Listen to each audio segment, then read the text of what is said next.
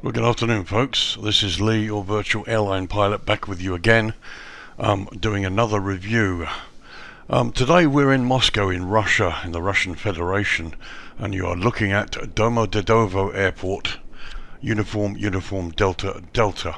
This is a PAYWARE scenery by Digital Design, and this is version 1.1 for both the PC and Xbox versions of Flightsim 2020.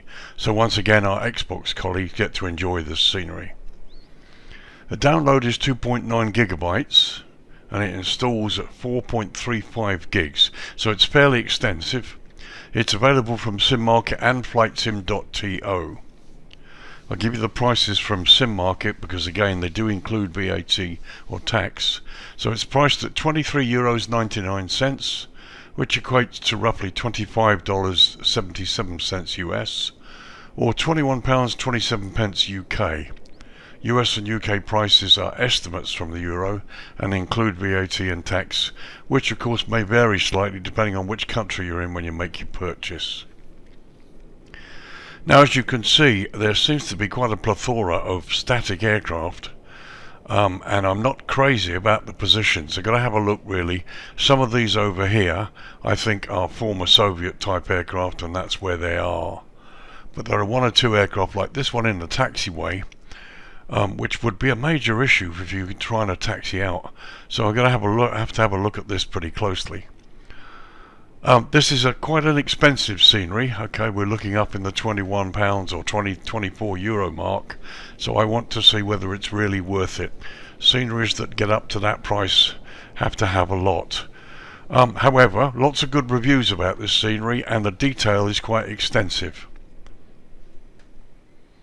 So here are the features for you, just a feature list. Highly detailed airport objects including terminal interiors, so that would be interesting to see. High resolution textures. Ground textures are adapted from a realistic winter apron. Animated airport vehicles, cars and buses. Customized jetways, which we will see shortly when I do a jetway test. Highly detailed custom airport vehicles. Animated people in the terminals. And a custom aerial photo for the airport.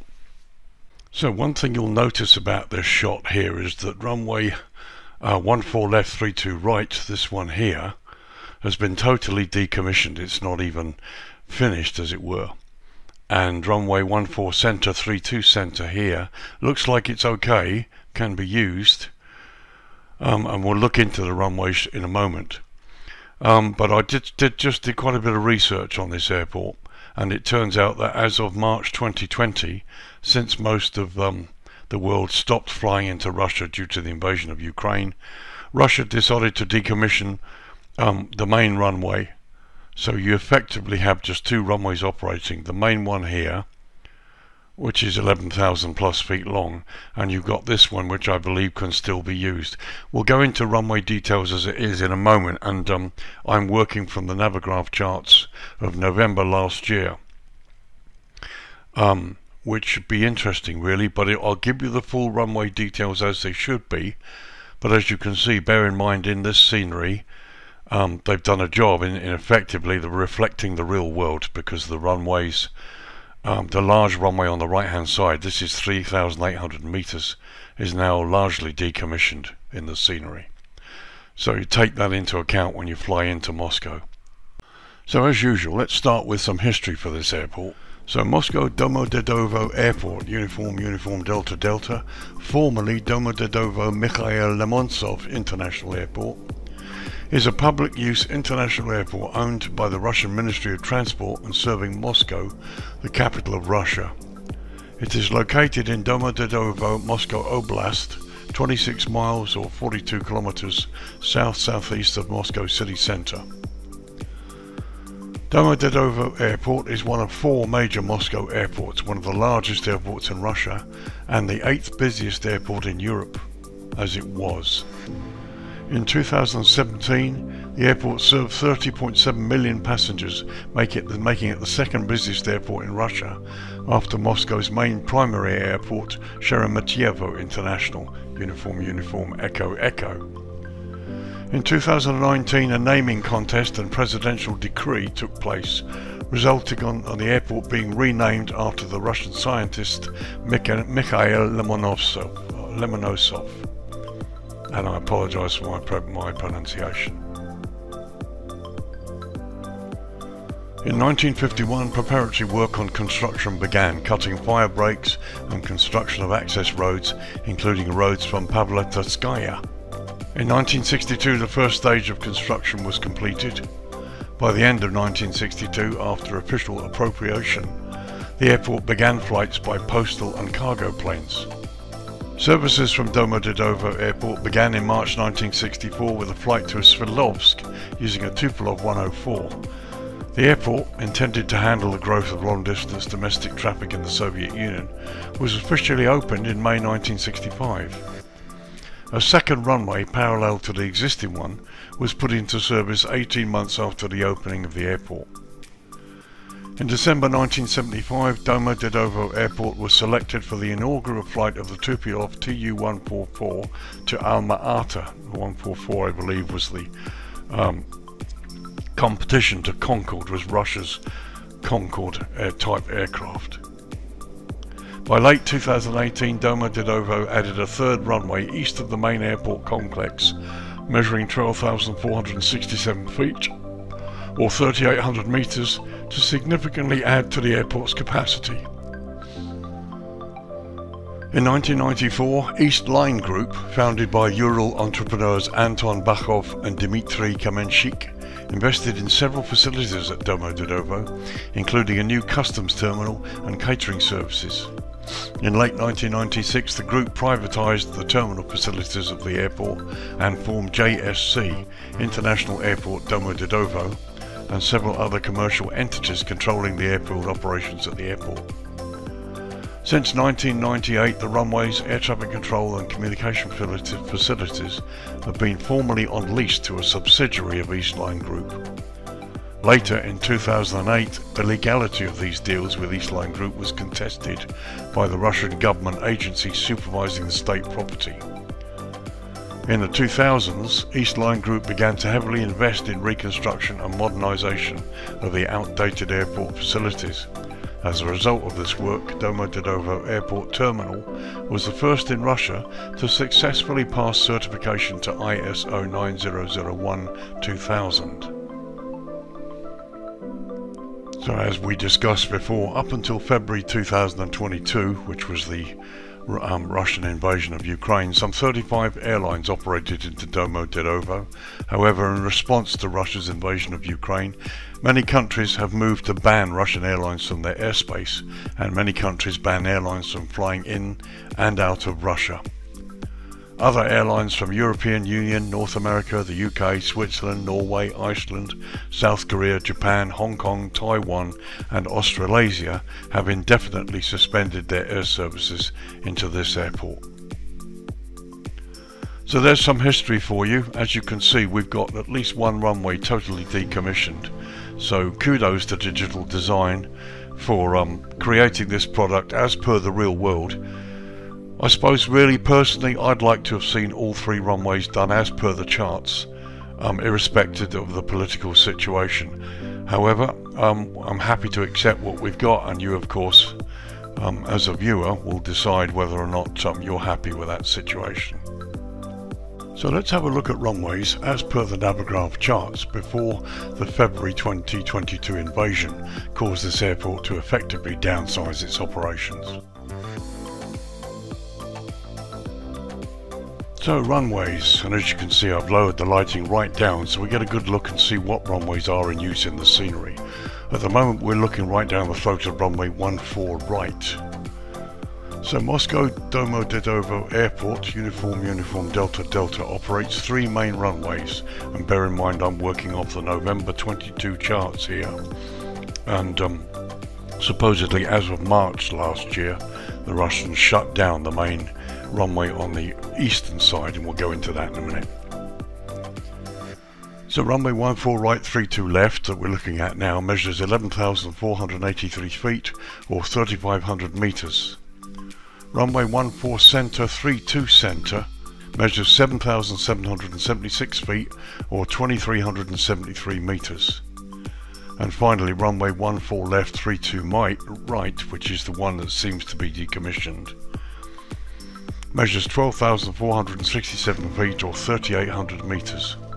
All three runways were made from reinforced concrete, and the airport lies at an elevation of 592 feet or 181 meters. So, the two main runways, 14 left 32 right and 14 right 32 left, all have high intensity runway lighting, centerline lighting, touchdown zone lighting and precision approach path indicators on the left side. Runway 14 center 32 center has just high intensity runway lighting. Runway 14 right 32 left, which we're looking at right now, on both ends features an instrument landing system, an RNP, a GLS, a VOR and an NDB approach options, with runway 14 right having its ILS certified to category 3A. And just a note here, side note for you, GLS equipped runways. A GLS or GBAS landing system is a global navigation satellite system dependent alternative to an instrument landing system, which uses a single GBAS airport ground station to transport corrected GNSS data to a suitably equipped aircraft to enable them to fly a precision approach with much greater flexibility. So it's just another approach option that's available at this airport. So as I said, as of March 2022 last year, with the airport essentially closing down and sort of one of its runways and reducing its operations largely due to the impact of the Ukraine invasion, runway 14 right 32 left here is the main runway that gets used. So all three runways were in use before March. However, runway 32 left and right are noise preferential. So there's the PAPIs on the left side, here's the touchdown zone lighting, here's the airfield identifier, the high intensity airfield lighting system, and you've got full approach light options here as well. Let's go have a quick look at the other end, 32 left. So here we are looking at runway 32 left, and as you can see it's completely suitably equipped as per the other end of the runway. This also has an ILS, but this one's not certified for low vis landings. Runway 14 right, the other end, certified for category 3A approaches. Now looking at the chart, the ground chart, I was concerned about the amount of sort of static parked aircraft everywhere. However, if you look at this shot from the lighting system, here you can see plenty of green centerline lighting, and it looks like these aircraft, whoever they may be, are not parked in the taxiway area. So you come off the runway, here's the main taxiway, and you can still get into the central area here and the various other places without interfering with these parked aircraft. So that's okay. I'm glad that's kind of sorted out, really. I'm not sure why they're parked where they are. As with digital design, because they're really quite a good developer, I would expect them that they're probably reflecting the real world. And this is quite interesting because obviously quite a lot has changed in Russia since the invasion of Ukraine and the sort of downgrading of this airport by its authority. So maybe this is the way it is in the real world, and if it is, then digital design are to be congratulated for that. So there we go, that's the runways for you. Okay, so here we are on stand number 4 at Moscow Domodedovo Airport. And according to the features list, the jetways have been customized. Doesn't really say animated, it says customized. But we're going to test them anyway, so let's have a look at this.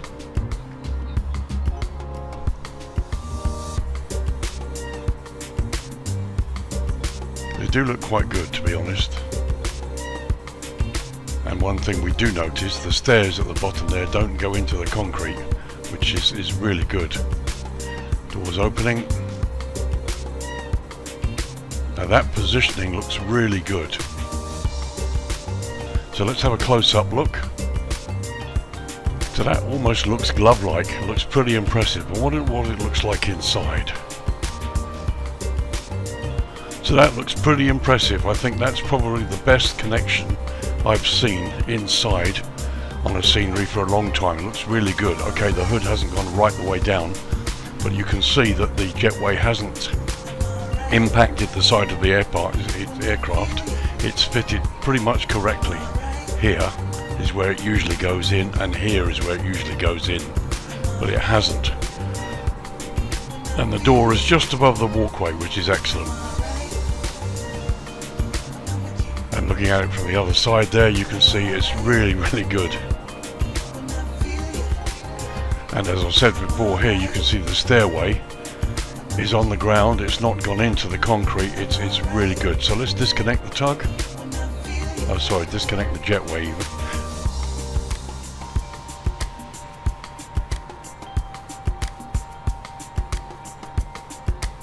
I mean, that's pretty good.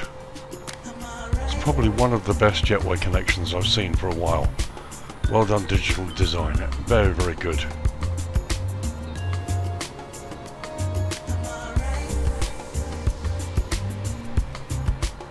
So I'm just removing the tug very quickly because I want to show you. This seems to be happening a lot lately, and I don't know whether it's me or whether it's the simulator or what, but whenever I spawn an aircraft straight from the menu, it never seems to go right where it should do. Here you can see it's actually off center.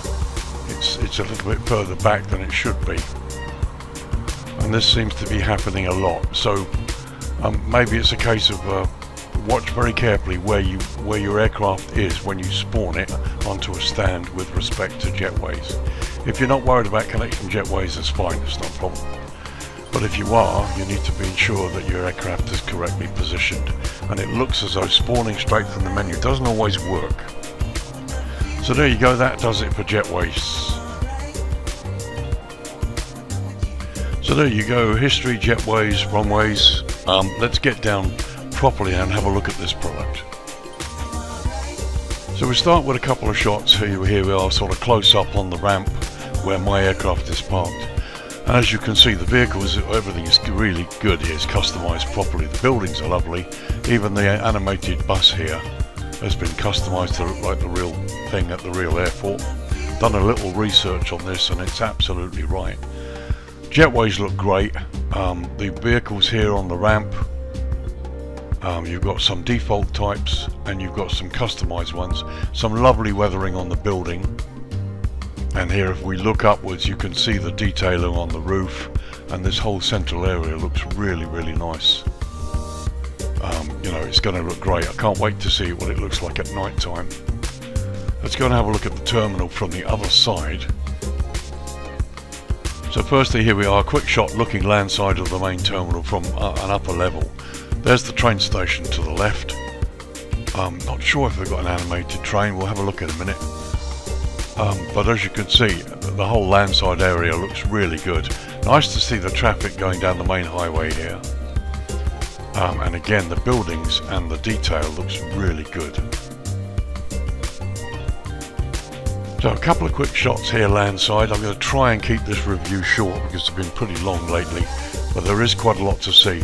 Here you've got animated people, as they said in the features list. The cars look really good. These are typical Moscow taxis from my research that I can find. Signage in Russian and in English as well, which is good. It looks great. It looks very nice. Let's get a close-up of the entrance. So that's pretty impressive. Look, rotating doors, a couple of people sitting outside. Now that's interesting. There's a baggage going by itself towards the doorway, which so the passenger's missing. But that's probably just that's a minor error, just something to have a giggle at really. As you can see, the glass has been constructed in such a way you can see through with a slightly misted effect, which is brilliant. And you still have some really nice animations. There's a taxi pulling up there to the taxi stand. So just a slow pass down here. Interesting, you can see the cars turning around and going down there. Now there's a train there in that station, we'll have a look in a minute. But the ambience of this just really looks nice. I mean, I love the detail on the roads. The roads look used, but the ground markings are there. And here you can see the railway. Very, very nicely detailed. And here the car park as well, the sort of central area. Everything is typically Russian and beautifully modelled. The foliage, fauna, tarmac, the railway lines. The detail is really amazing. As you can see, I mean, the buildings are just really nicely done. Going over the fence line to airside. And there you can see inside of that hangar there. And there you see an S7 737. S7 is a Russian low-cost carrier. Beautiful, lovely, really, really nicely done inside the hangars and the aircraft. And the building detail is just incredible.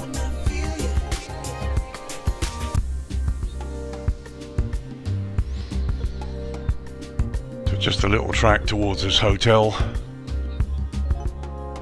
Well, maybe it's not a hotel, HR centre, okay. But even there, I mean, you can see on the way the building's been done on the windows, it's really, really nice. So heading back towards the centre, typical Russian buildings, hoardings, and I really like the way all the vehicles sort of go the right way. They're not all over the place. You've got static and animated vehicles that look correctly as they should be, and they're driving correctly too. Some really nice cargo trucks there. Here we are coming across the building back towards airside. Love the way this has been done. It's a really nice scenery. Everything down to the air conditioning units here on the roof.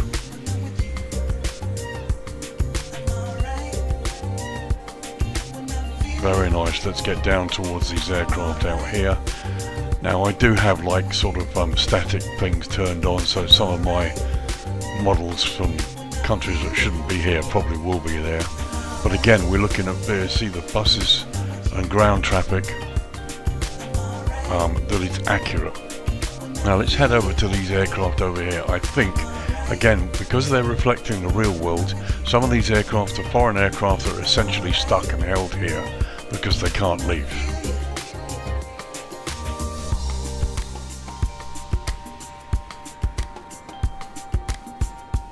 So let's have a look. Transpo, yeah, some of these, I don't know, some of these are old type aircraft that are stuck here.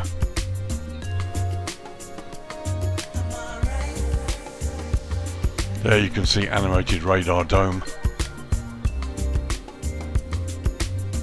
So here we've got the fuel farm and also the snow base. Down there you can see tugs and various bits and pieces.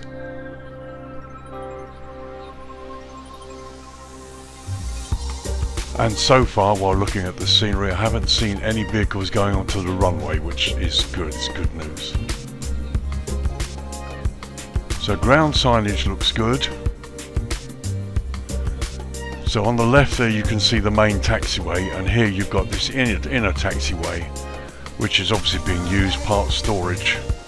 But from what I can see, taxiing into the central area to park is not impeded. Everything here is parked in the inner taxiway, but in the sort of the middle bits. So you shouldn't have any problems getting into the central area.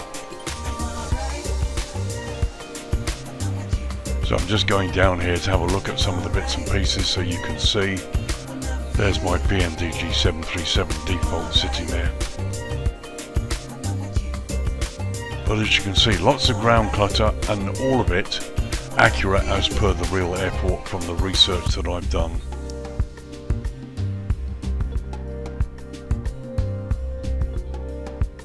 Yeah, private general aviation area here. Again, nicely done.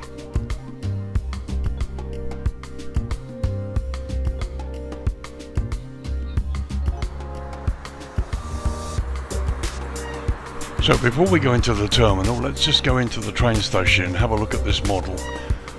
It looks like it's not animated, which is a real pity. It looks like they've done a lovely job on the station, and I've got a feeling the train looks equally as good as everything else on this airport. But I don't think it's animated, certainly nothing mentioned in the details. But as you can see, everything down to the overhead wires practically, sorry, the overhead construction, beautifully done. Very, very nice. The train looks wonderful. So this is known as the AEROEXPRESS, goes in from the city centre.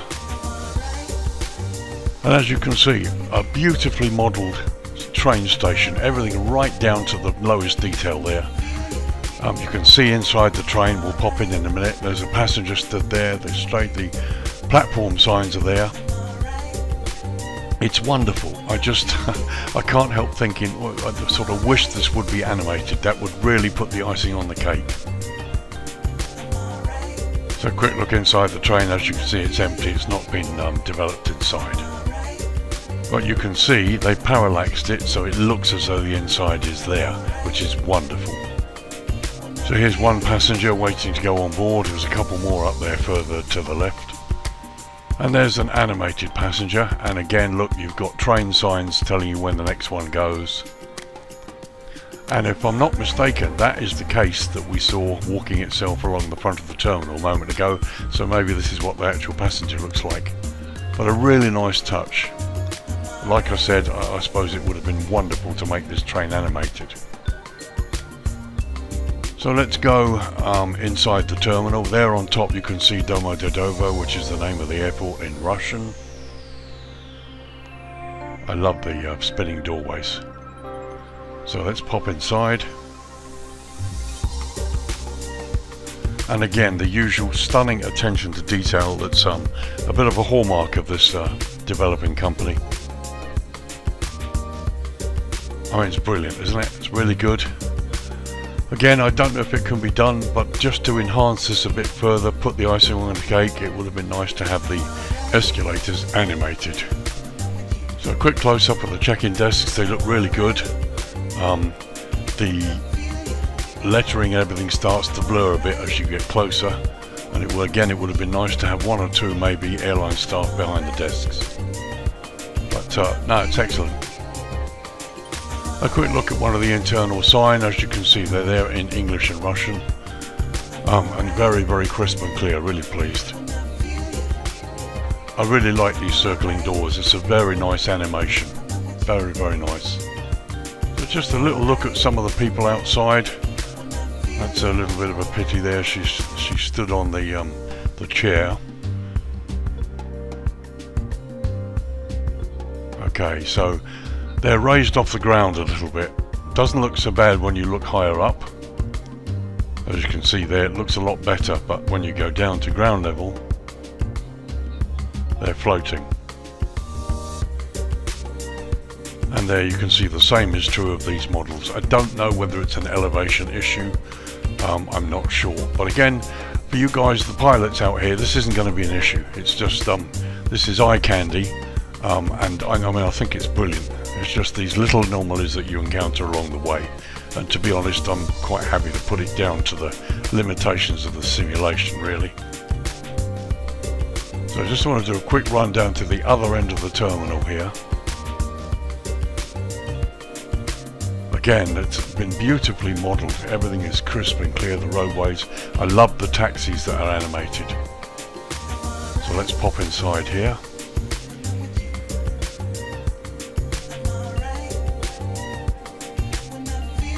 Okay, this looks a bit bland.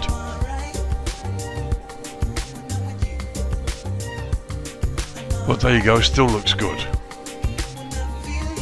So now we're airside into one of the piers of the building, just going towards the end to see where, if any, there's any further internal development. Okay, there is here.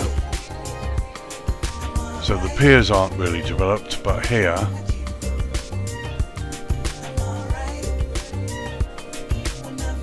as you can see, there's some development. It isn't as fully developed as I'd expect. I don't see any shops or people. So here I'm looking out through the windows. Again, plenty of seating. Looks really nice, but no people. So as you can see here, looking up the pier towards the landside part where you'd come in, the side of the building from inside is missing. Although if we go outside, here we are outside, you can see the building is there. So So a quick run across the area here, airside. As you can see, the detail is really nice. From a pilot point of view, no complaints at all.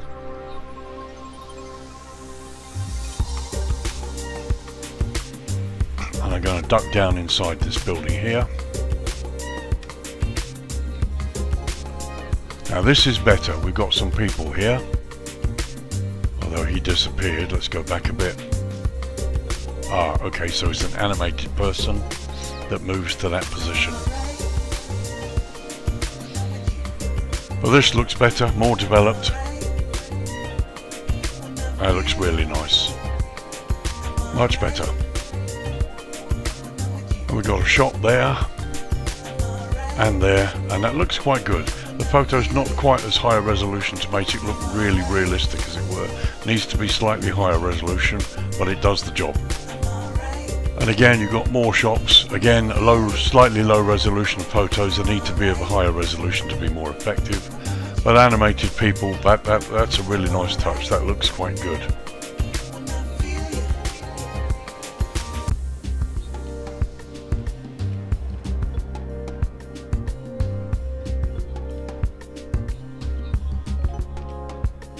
So here's the other end of that corridor. And there are your people walking down through there. So as you can see, the ramp area airside, the internal development of the building is all good. And there you can see through the windows there as the low light drops. It's very nice. No complaints so far. It looks really good.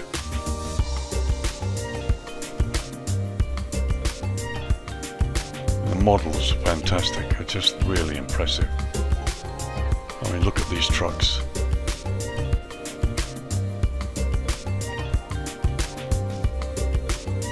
Very, very nice indeed. Ground power units there and vans. Really, really incredible detail. Very impressed with all of this.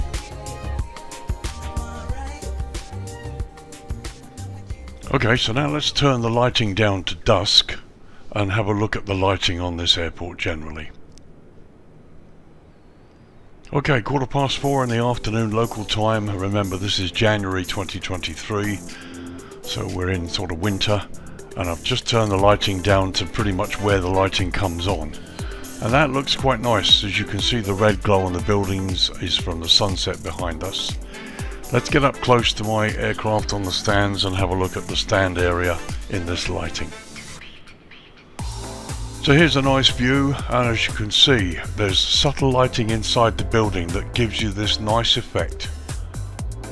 I mean, okay, not all of these little satellite piers are totally developed, and it has been developed.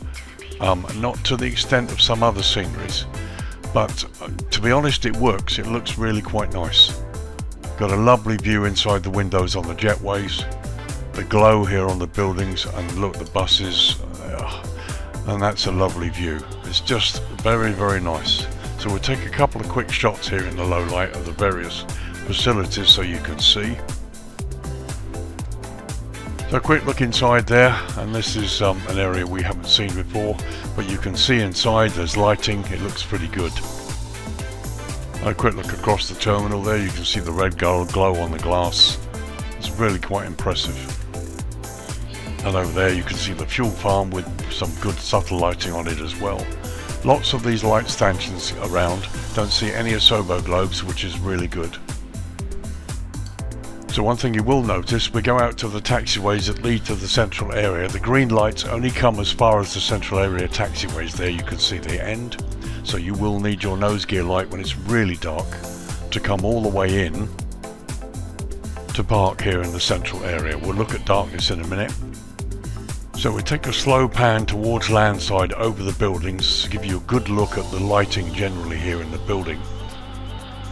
As you can see, it's great. The Moscow sign's lit up. We'll have a look at the tower in a minute. But here you can see the train station's lit as well. Very nice. And the highway signage. This looks wonderful.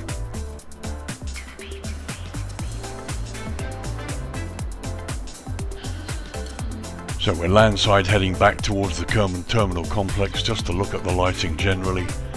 And there's our taxi going into the taxi stand, and it's got its lights on. It's really good.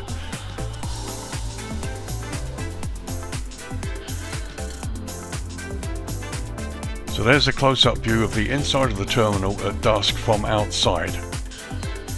And looking across the ramp, it just looks really nice. Very, very nice indeed.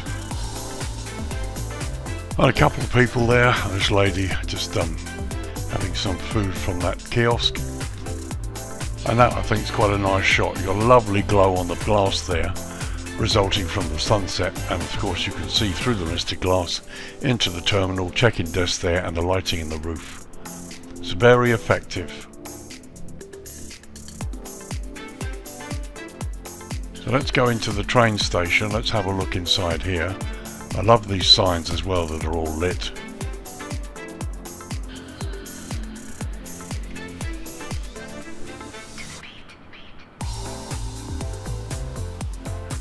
Now here we are at the top end of the train station that we didn't look at last time during the day, and as you can see, beautifully modelled, and the lighting is correct. It looks good. A couple of animated people, a couple of static people. Train station entrances, it's great.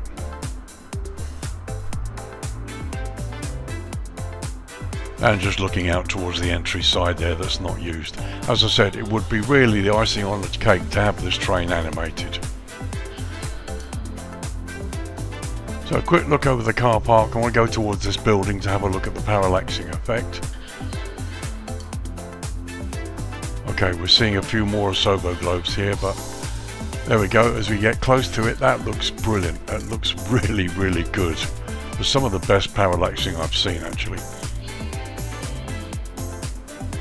And here, quick look into the hangars from outside. You can see they're lit as well. We'll have a quick look inside at one.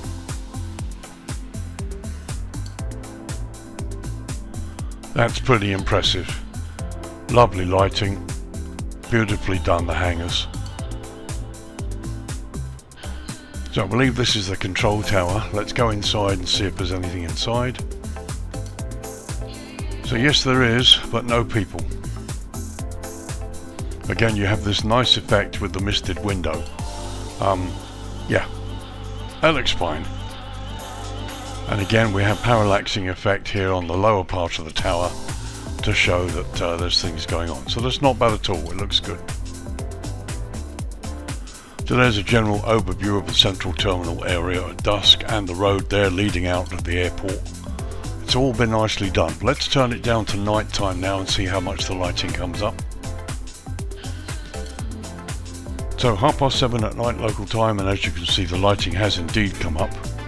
But it all looks pretty good to me. Doesn't look too bad at all from here.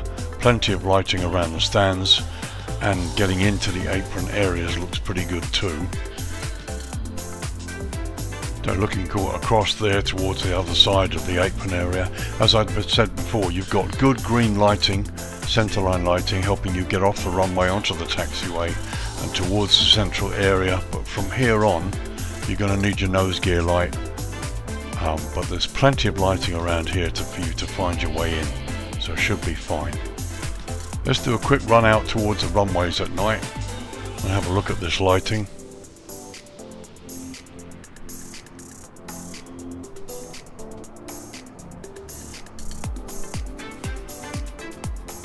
So plenty of signage, all looks good. Centerline lights are really powerful, which is good. You've got your runway signs there telling you where you're entering a runway. And a little look in the other direction. As you can see, plenty of lighting. No blue airfield edge lights, which is interesting. I don't know if they have them at the real airport. If you're just looking down the runway there, you can see plenty of turn-off exits here, but it's totally dark. You should still be able to find your way. Shouldn't be an issue. And arguably, with plenty of good, powerful green centerline lights, you probably don't need the blue airfield edge lights to help you avoid going in the grass. Having said that, looking to the right there, we've got some blue airfield edge lights. But let's do this little tour at low level, sort of across the airport in the darkness, and just have a look at the lighting.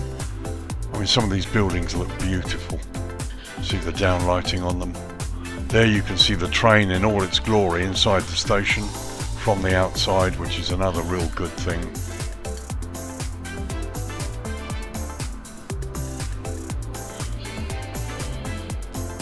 Beautiful buildings, beautiful hangar lighting, and some very subtle lighting here on some of the buildings down here, and roadways.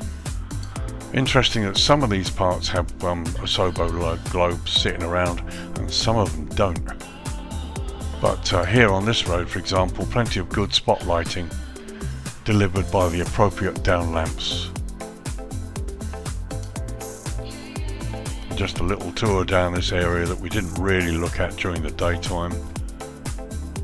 And again, beautiful parallax lighting on pretty much all of the buildings.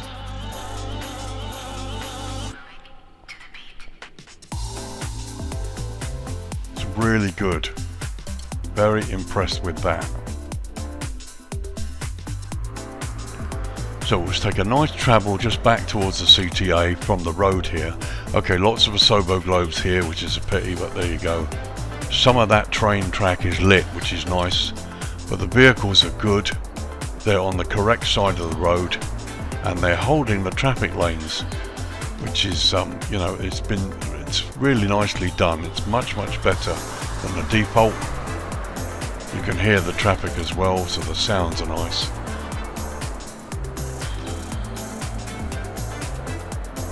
And again, hoardings, buildings, very nice subtle lighting everywhere. There's the train station on the right, there's the train inside.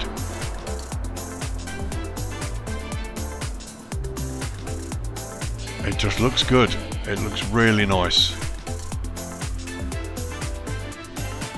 We just go across this side here because we've got blue air-filled edge lights on this side.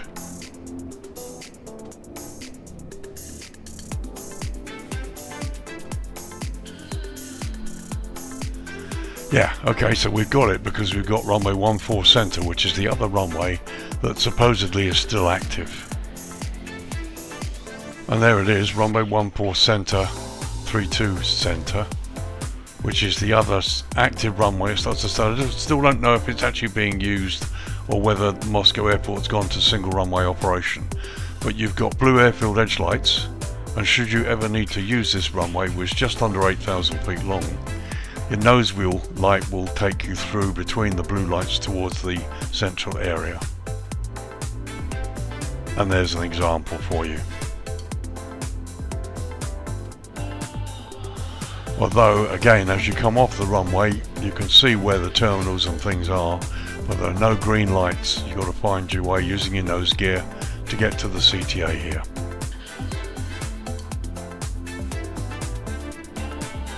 So a quick view of the main central part there. There you can see Moscow both in English and in Russian. There's the control tower, which is nicely lit, and inside the building there, airside, you can see there is development including animated passengers. So some of them are central area terminals developed, some to a high standard, some to a lower standard. But overall this airport looks great. So there we are, quick look at dawn. It's 10 to 9 in the morning, the sun's about to come up, and you can see we've got the last of the lighting there on the airport. So here's runway 1432 center, which would appear to be still in use. RNP approach option only, by the way, and you've got the blue edge lighting, so you can use this runway should it be necessary.